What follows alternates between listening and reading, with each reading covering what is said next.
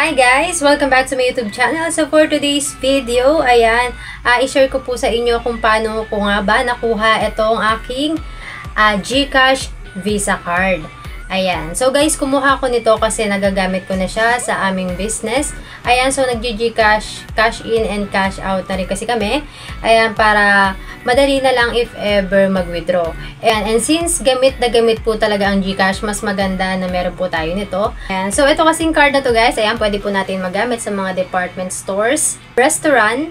Pwede po tayo mag-book dito ng ating hotels and flights. Okay, sa video na to, ayan, tuturuan ko kayo kung paano nga ba ang step by step para makakuha rin po kayo nitong inyong Visa card. Okay? So, kung ready ka na, let's go! So, ang first step, pagka-open po ng ating GCash apps, ayan, i-click lang po natin itong View All Services. Okay? Then, i-scroll down lang po natin yan. Ayan, at makikita po natin yung cards. So, click lang po natin yung cards. Ayan, then dito guys, ayan, click nyo lang po yung order a card, then send me a card. Okay? Ayan, so yun yung makikita nyo po sa inyong screen.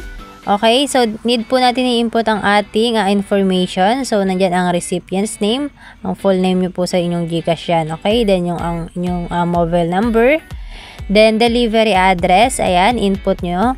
Ang province, city or municipality, barangay, zip code, house number, ayan, at ang landmark.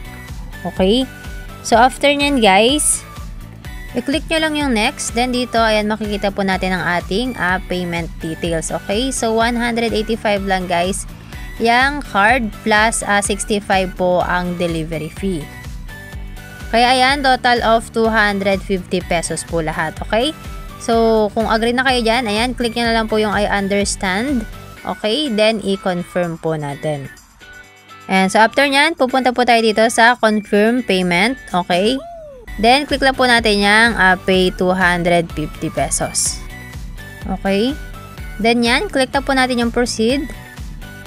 Okay, so receipt saved na po. Okay, then after nyan, ayan, order successful na. So, kung taga-NCR kayo, 4 to 6 business days yan. Ayan, then kung dito naman kayo guys sa may Luzon, 6 to 8 business days. Then, Vismin is 8 to 10 business days. Okay, so wait na lang po natin yan and make sure na laging active po ang ating cellphone number para pag i-deliver na po sa atin ang ating card, ayan, is madali na lang po tayong matatawagan ng delivery rider. Ayan, so if ever guys na ma-receive nyo na rin po ang inyong GCash card, ayan, so may next tutorial po ako rito kung paano naman po ito i-activate. So i-click nyo na lang guys yung link sa baba para malaman nyo rin po ang step by step tutorial kung paano nga ba i-activate ang ating GCash card. Okay, so thank you for watching this video. I hope may natutunan po kayo. And please don't forget to like, subscribe, and please click notification bell para ma-notify pa kayo sa mga videos and tutorials na i-upload ko.